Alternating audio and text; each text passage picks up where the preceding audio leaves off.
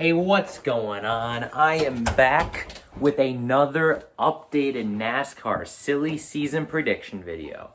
So this is my third silly season prediction video, and well, the reason why I'm doing this is, well, not only is it getting decent views on this channel, I mean 500 views for 13 subscriber channel is not bad, but the main reason I'm doing this is we got two big silly season news just in the past couple days.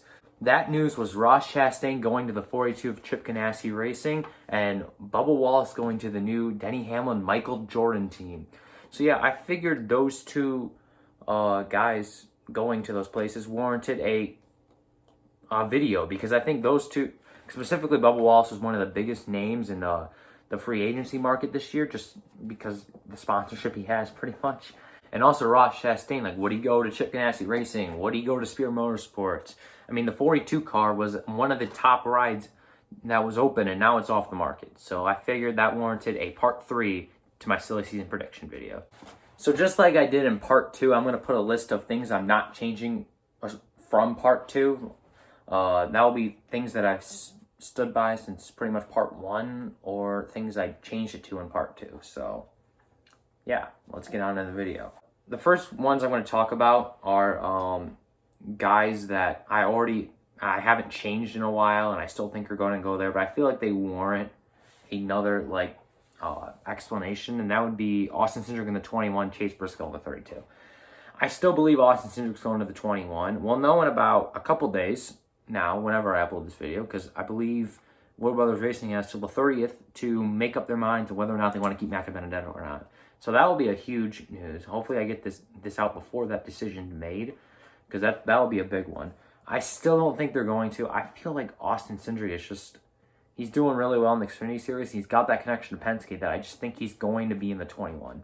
And the other guy I wanted to talk about was the 32 of Chase Briscoe. I've still thought since part 1 he's going to the 32. Nothing's changed my mind, especially with Greg Zipadelli expecting the 4 drivers at Stewart-Haas to remain the same. I think that could still probably happen. I think Bowyer's a little iffy, but you never know. And I feel like putting Briscoe in the 32 this year and keeping Bowyer in the 14 would mean Briscoe's got an opportunity to go over there in 2022. But they've got that alliance they had for this year. They're going to have it next year in 2021. Makes sense to do what they did with Christopher Bell and like Erik Jones, for example, going over to Fern Trone and Levine Family Racing. Now let's get on to the predictions that I am changing. The first one I am changing is the number 6 car of Roush Fenway Racing. Originally I had John Hunter Nemechek in there. Now I'm putting Matty Benedetto. I really don't know where to put Matty Benedetto. If he stays in the 21, that's going to change a decent amount of my prediction. Probably not a lot, just a couple. If Matty Benedetto stays in the 21, I probably keep Newman in the 6. I actually because I didn't know where to put Benedetto, and I feel like the only option there is probably, out of these that I'm changing, is maybe the 6. Because I honestly don't know. I mean, man. I think there's a good chance he stays in the 21, but I don't see it happening. And if he does, like I said, if he does stay in the 21, then I think Newman stays in the 6. But for now, I'm going to put Benedetto in the 6 because I really didn't know where else to put him. Next car I'm changing is the 14 of Stewart-Haas Racing. For the past couple parts, I had Kyle Larson going there.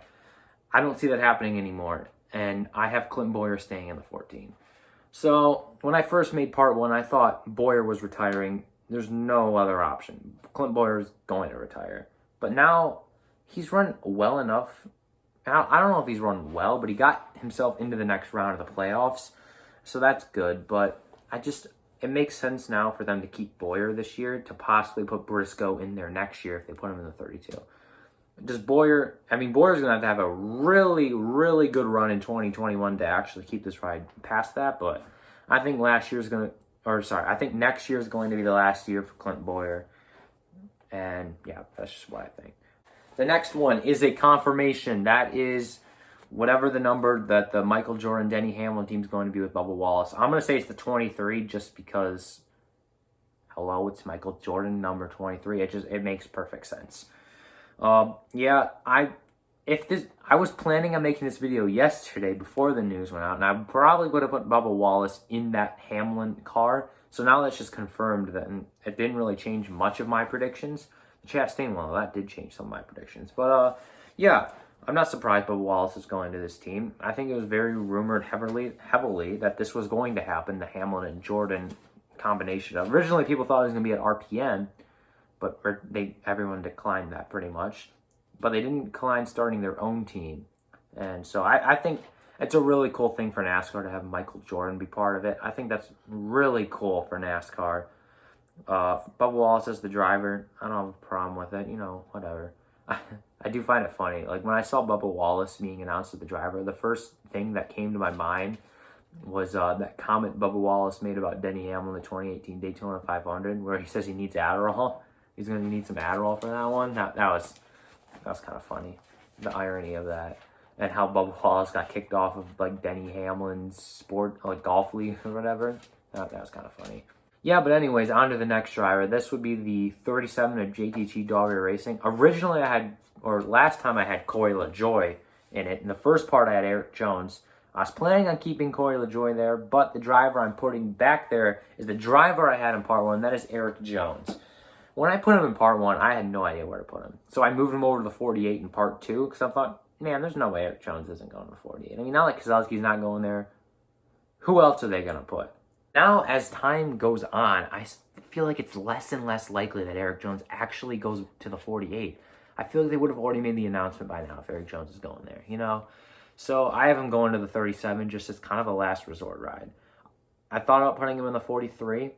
I decided not to. I was going to put Corey Lajoie in the 37, but I moved him over to another ride that could possibly be more competitive than this. I don't know. Maybe. But yeah. I have Erik Jones in 37. I had him there in part 1. I seriously don't know where to put him. I really don't. It's between the 37, the 43, or the 48 at this point. Now the 42 is close. He still has a chance for the 48, and obviously the 48 is much better than those other two rides. But I just don't know if he's going to get it. So I put him in the 37. Whoa, hey there. Me in a different location. After editing, I realized that another one of my predictions was that I was going to keep John Hunter Nemechek in the 38 car of Front Row Motorsports this year, and I forgot to talk about it. So, yeah, originally I had him going to the 6 car. I'm going to keep him in the 38 this time just because I look at who's going to be in the 6. Either Ryan Newman's not going to retire, or, like I had in this video, Matt DiBenedetto going to the 6. I feel like it's more and more likely that Ryan Newman isn't going to retire, but I don't see someone like John Hunter Nemechek possibly pushing Ryan Newman out of the ride like I did early on this year, because he just hasn't had as good as runs as he did earlier on in this year. He's definitely fallen off a little bit. He's done enough to deserve the 38 cars, so that's why I'm going to keep him in the 38, but that's why I changed my prediction from John Hunter Nemechek going from the 6 to the 38. So, yes, sorry about that. Let's get back to me and my other location. All right, the next one is also a confirmation. That is Ross Chastain going to the Chip Ganassi Racing 42 car. Yeah, first part, I'm like, yeah, there's no way Chastain's not going to 42. Second part, I was thinking, I was a little more lenient. I was thinking maybe Chastain goes to the 77, and from the looks of it, Bubba Wallace would be the driver of the 42 if he wanted it. And there was an offer on the table. Bubba Wallace declined it because obviously he had this Hamlin and Michael Jordan deal going on, and honestly, I think a lot of people would probably take that over the Chip Ganassi Racing car. But Ross Chastain, he was option number 2. I had Matt DiBenedetto in there last time because I thought maybe that'd be a good fit for him if they put Chastain in the Spirit Motorsports car. Maybe move him over in 2022 to the 1 car after Kurt Busch possibly retires.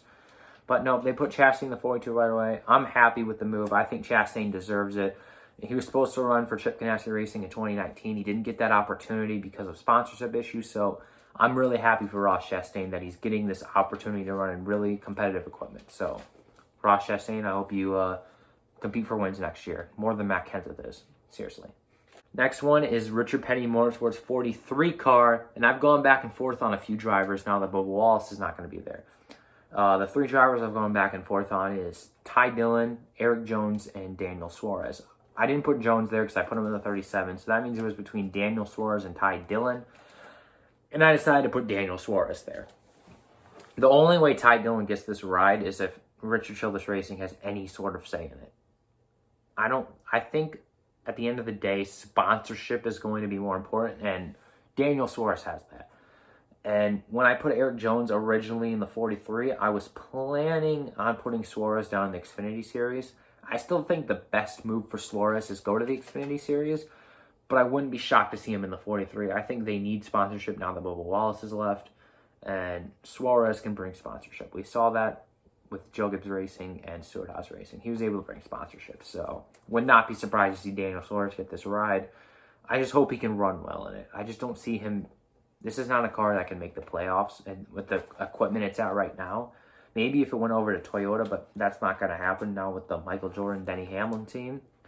So for Daniel Suarez, I don't know if it's the best move for him, but I just feel like if he went to Gaunt Brothers Racing last year instead of competing for an Xfinity Series championship, I feel like he's going to do something similar this year. And he's probably going to think Richard Petty Motorsports can compete for a playoff spot. I just don't think that team is in that position right now. Next team is the 48 of Hendrick Motorsports. First part I had Brad Keselowski. That didn't happen because he announced he's going to stay in the 2 car. Then I had Erik Jones. I still feel like Jones could go to the 48. I don't think that door is shut. I just don't think it's as likely as it was when I made part 2. So now the driver I have in the 48 car is Kyle Larson. There's a lot of problems with this. Kyle Larson may never drive for Chevrolet again. He's currently suspended by them, and Rick Hendrick's going to need their approval to actually put him in the car. Ally is also going to need the approval to put Kyle Larson in that car. That's where I just see the problem is with Kyle Larson here. But it sounds like Hendrick Motorsports wants him in their car. Another thing is Hendrick Motorsports going to limit the amount of dirt races Kyle Larson runs in? Because that could also be another problem. I'm pretty sure Kyle Larson might rather run dirt than in NASCAR Cup Series. I think he said he wants to come back. I wouldn't be shocked if he comes back. It's just there's a lot of problems with him going to the 48. So why did I predict him to go here? Mainly because he's the leading candidate. I read it in an article where it said Kyle Larson's now the leading candidate to drive the 48 car next year. And I think Hendrick Motorsports is going to have a lot to say over Chevrolet as well as Ally. Obviously, Ally is going to have the final decision. If they don't want him in their car because they're not comfortable with him, then he's not going there. And Erik Jones could go there. I just feel like Kyle Larson, if he goes to Hendrick Motorsports, that's a huge gain for them. And I think Larson definitely deserves a second chance for his career. He's done so well in dirt. He's done so many things behind the scenes that he hasn't made public. But he's just done a lot of good things since he said that racial slur. He deserves a second chance. I hope Chevrolet, Ally, and Hendrick Motorsports give it to him. Because originally I thought he was going to Stewart Haas, and that seems less and less likely. And now, if he doesn't go to Hendrick Motorsports, he might not even have a ride at all, unfortunately. Now, the final 2 cars are the Spear Motorsports cars. I don't know what their second number is going to be. Like I did in part 2, I'm just going to assume it's the 74 car because they ran that at Michigan. Who knows, it could be the 40 car. They have run that number before. But for this ride, I'm going to predict Corey Lajoie. I was planning on putting Lajoie in the 37 like I've said before. I feel like Lajoie would be a good fit in the 37 car, but he's also being rumored to Spear Motorsports. And I don't feel like Erik Jones is being rumored to Spear Motorsports, so I feel like why not put Jones in the 37, put Lajoie in the 74 car, see what happens. I feel like the Spear Motorsports is going to have better equipment than they do this year. So I feel like Lajoie will be comfortable to make that move. They may have an alliance with Chip Ganassi Racing, most likely. I don't know if both cars will. I'm assuming they probably will. Both cars will have an alliance. So that'll be slightly better equipment than the 32 car is, even though the 32 car has a technical alliance with Stewart Haas Racing. So I don't even know if that's even a little bit better. Maybe it is, maybe it isn't. Yeah, I think honestly, I just didn't really know who else to put in the 74. I was almost about to put multiple drivers. I almost even put Ty Dillon, but then I'm like, that ain't going to happen. I think if Ty Dillon ain't going to a third Richard Childress racing car or the 43 car, he's just done with the racing because no one else is really going to take a chance on him. Maybe he'll go down to Xfinity Series, but nah. I put Corey Lajoie in the 74, and I think that, or Spear Motorsports second car, that'd be a better thing to say because we don't know the number. Yeah, the final driver that I need to predict that I'm changing is the 77 car of Spear Motorsports. I originally had Ross Chastain in here. I now have Justin Haley. Spear Motorsports said the 2 drivers they really want is Ross Chastain and Justin Haley as their 2 drivers. Chastain's not going there. He's going to Chip Ganassi Racing. Makes sense to put Justin Haley in the car. He also drove for Colleague Racing, which means he probably also kind of has some connection to Chip Ganassi Racing. Like, I would say Colleague Racing was probably the Chip Ganassi Racing of the Xfinity Series. I'd say that's the closest thing you can make a comparison to Chip Ganassi Racing and the Xfinity Series these days. So I wouldn't be shocked to see Justin Haley go to the 77 car and compete for Rookie of the Year, and maybe have a technical alliance with Chip Ganassi Racing. But yeah, anyways, that's pretty much it for part 3 of my prediction videos. Probably we're going to get a bombshell of a news where DiBenedetto actually does stay in the 21, and that will change a decent amount of my predictions. Honestly, drivers who should be worried about the silly season, Matt DiBenedetto, Erik Jones, should be the 2 most concerned about where they stand. Rides are shutting down, and rides are being occupied by other drivers. Matt DiBenedetto and Erik Jones, I think they should be on high alert. And if Matt DiBenedetto doesn't go to the 21, doesn't stay in the 21, he's going to be in really big danger for getting a ride next year. Does he deserve a ride in the Cup Series? Yes. A top ride? Yes. But how many more teams are going to give him more opportunities? He made the playoffs. I think that's a good statement to give him another ride. I'm worried about Matt DiBenedetto getting another ride. So yeah, I hope you enjoyed part 3 of the prediction video. And yeah, I'll see you all later. Peace.